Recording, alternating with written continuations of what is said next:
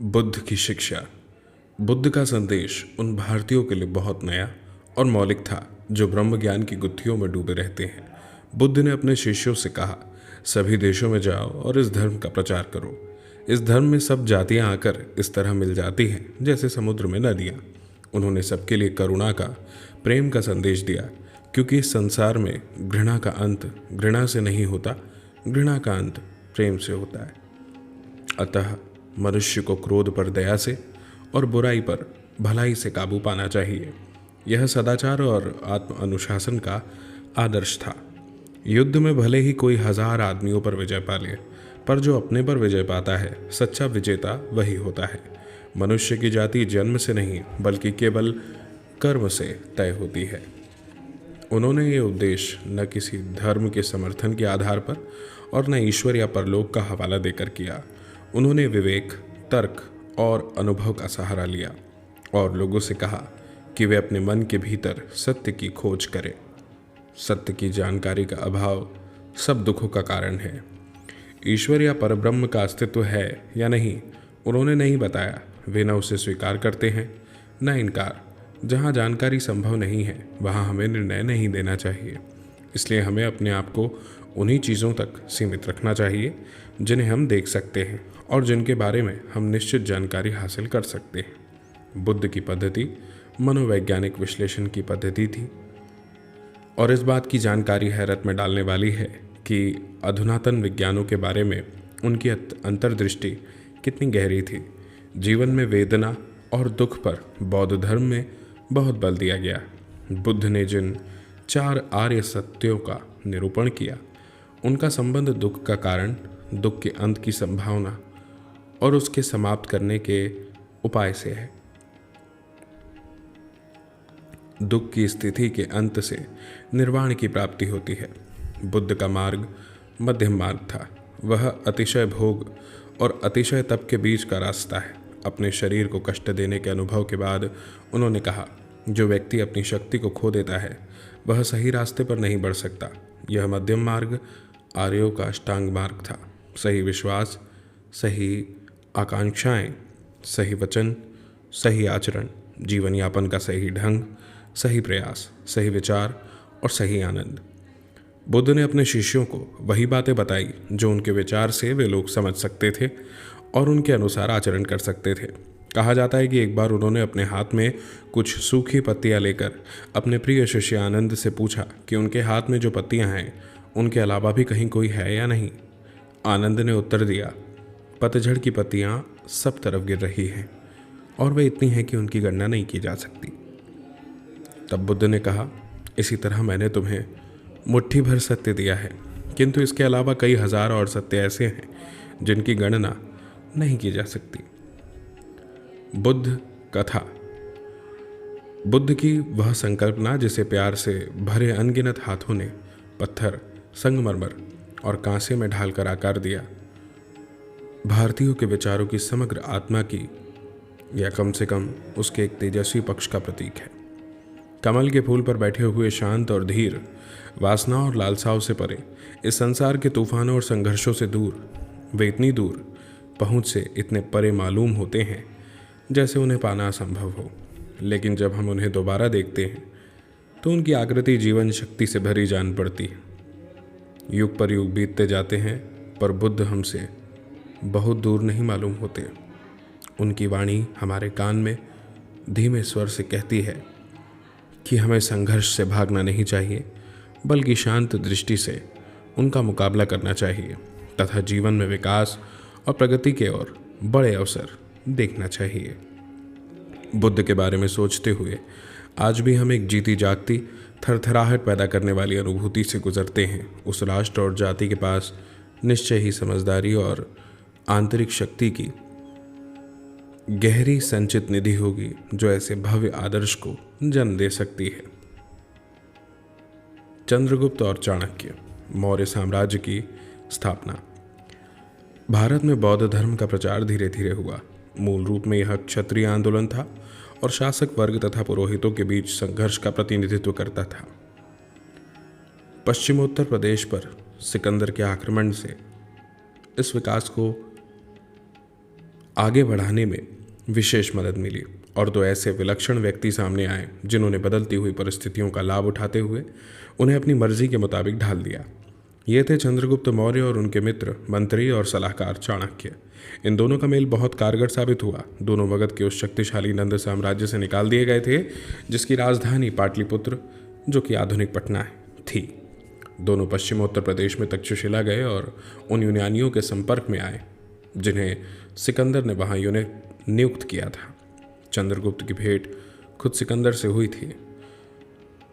चंद्रगुप्त और चाणक्य ने राष्ट्रीयता का पुराना पर चिर नवीन नारा बुलंद करके विदेशी आक्रमणकारी के विरुद्ध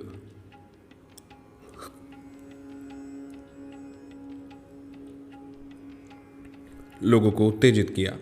यूनानी सेना को खदेड़कर तक्षशिला पर अधिकार कर लिया गया। राष्ट्रीयता की पुकार सुनकर बहुत से लोग चंद्रगुप्त के साथ हो गए और उन्हें साथ लेकर चंद्रगुप्त पटना तक पहुंच गया। सिकंदर की मृत्यु के 2 ही वर्ष में उसने पाटलिपुत्र पर अधिकार करके मौर्य साम्राज्य की स्थापना की। लिखित इतिहास में पहली बार एक विराट केंद्रीय राज्य की स्थापना हुई। पाटलिपुत्र इस महान साम्राज्य की राजधानी थी। यह नया राज्य था। कैसा सौभाग्य से हमें इसका पूरा ब्यौरा मिलता है, भारतीय भी और यूनानी भी। एक विवरण सिल्यूकस के राजदूत मेगास्थनीज ने छोड़ा है और दूसरा है कौटिल्य का अर्थशास्त्र, जो कहीं अधिक महत्वपूर्ण राजनीति शास्त्र है और उसी समय की रचना है। कौटिल्य चाणक्य का ही दूसरा नाम है। वह हर दृष्टि से बड़ा आदमी था, बुद्धिमानी में भी, कर्मठता में भी। इस युग के बारे में एक प्राचीन भारतीय नाटक है मुद्रा राक्षस। इस नाटक में चाणक्य की तस्वीर उभरती है, साहसी और षड्यंत्री, अभिमानी और प्रतिशोधी, जो न कभी अपमान को भूलता है न अपने लक्ष्य को ओझल होने देता है। दुश्मन को धोखा देने और पराजित करने के लिए वह हर तरीके का इस्तेमाल करता है। वह साम्राज्य की बागडोर हाथ से संभाले रहता है और सम्राट को स्वामी की तरह नहीं बल्कि एक प्रिय शिष्य की तरह देखता है। अपने जीवन में वह सादा और तपस्वी है। ऊंचे पदों की शान शौकत में उसकी दिलचस्पी नहीं है। जब वह अपनी शपथ पूरी कर लेता है और अपने उद्देश्य में सफल हो जाता है तो सेवानिवृत्त होकर चिंतन मनन का जीवन बिताना चाहता है।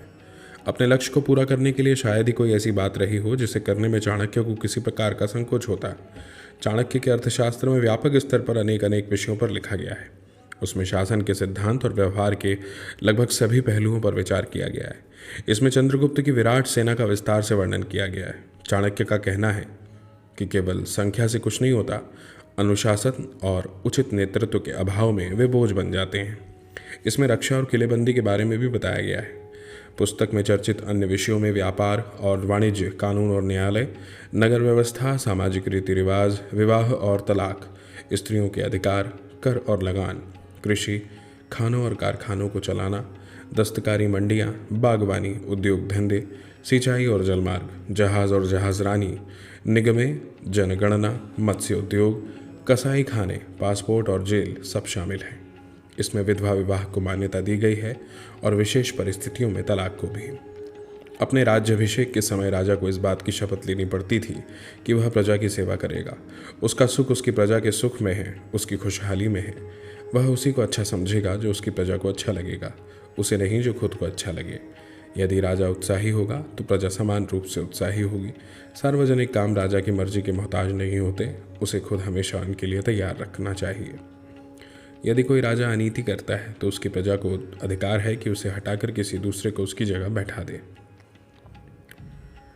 अशोक 273 ईस्वी पूर्व में अशोक इस महान साम्राज्य का उत्तराधिकारी हुआ। इससे पहले वह पश्चिम उत्तर प्रदेश का शासक रह चुका था, जिसकी राजधानी विश्वविद्यालय की नगरी तक्षशिला थी। उस समय साम्राज्य के भीतर भारत का बहुत बड़ा भाग आ गया था और उसका विस्तार मध्य एशिया तक हो चुका था। केवल दक्षिण पूर्व और दक्षिण का एक भाग उसके अधिकार क्षेत्र में नहीं आ पाए थे। संपूर्ण भारत को एक शासन व्यवस्था के मातहत इकट्ठा करने के पुराने सपने ने अशोक को प्रेरित किया और उसने तत्काल पूर्वी तट के कलिंग प्रदेश को जीतने की ठान ली। कलिंग के लोगों के बहादुरी से मुकाबला करने के बावजूद अशोक की सेना जीत गई। इस युद्ध में भयंकर कत्लेआम हुआ। जब इस बात की खबर अशोक को मिली तो उसे बहुत पछतावा हुआ और युद्ध से विरक्ति हो गई। बुद्ध की शिक्षा के प्रभाव से उसका मन दूसरे क्षेत्रों में विजय हासिल करने और साहसिक काम करने की ओर घूम गया। अशोक के विचारों और कर्मों के बारे में हमें फरमानों से जानकारी मिलती है जो उसने जारी किए और जो पत्थर और धातु पर खोदे गए। ये फरमान पूरे भारत में फैले हैं और अब भी मिलते हैं। कलिंग को साम्राज्य में मिलाए जाने के ठीक बाद ही महामहिम सम्राट ने धर्म के नियमों का उत्साहपूर्वक पालन किया, उन नियमों के प्रति प्रेम और उसको धर्म को अंगीकार करना आरंभ कर दिया। उनके एक फरमान में कहा गया है कि अशोक अब आगे किसी प्रकार की हत्या या बंदी बनाए जाने को सहन नहीं करेगा, कलिंग में मरने और बंदी बनाए जाने वाले लोगों के 100वें 1000वें हिस्से को भी नहीं। सच्ची विजय कर्तव्य और धर्म पालन करके लोगों के हृदय को जीतने में है। फरमान में आगे कहा गया है, इसके अलावा यदि कोई उनके साथ बुराई करेगा तो उसे भी जहाँ तक संभव होगा महामहिम सम्राट को झेलना होगा। महामहिम सम्राट की यह आकांक्षा है कि जीव मात्र की रक्षा हो, उनमें आत्मसंयम हो, उन्हें मन की शांति और आनंद प्राप्त हो। इस अद्भुत शासक ने जिसे आज भी भारत और एशिया के बहुत से दूसरे भागों में प्यार से याद किया जाता है, अपने आप को बुद्ध की शिक्षा के प्रचार में, नेकी और सद्भाव के काम में तथा प्रजा के हित के लिए सार्वजनिक कार्यों के प्रति समर्पित कर दिया। उसने ऐलान कर दिया था कि वह इनके लिए हमेशा तैयार है। हर स्थान पर और हर समय सरकारी कर्मचारी जनता के कार्यों के बारे में उसे बराबर सूचना देते रहे। चाहे जिस समय और जहाँ भी हो, वह लोकहित के लिए अवश्य काम करेगा। खुद कट्टर बौद्ध होने पर भी उसने दूसरे धर्मों को बराबर आदर और महत्व दिया। अशोक बहुत बड़ा निर्माता भी था। उसने अपनी कुछ बड़ी इमारतों को बनाने में मदद के लिए विदेशी कारीगरों को रख छोड़ा।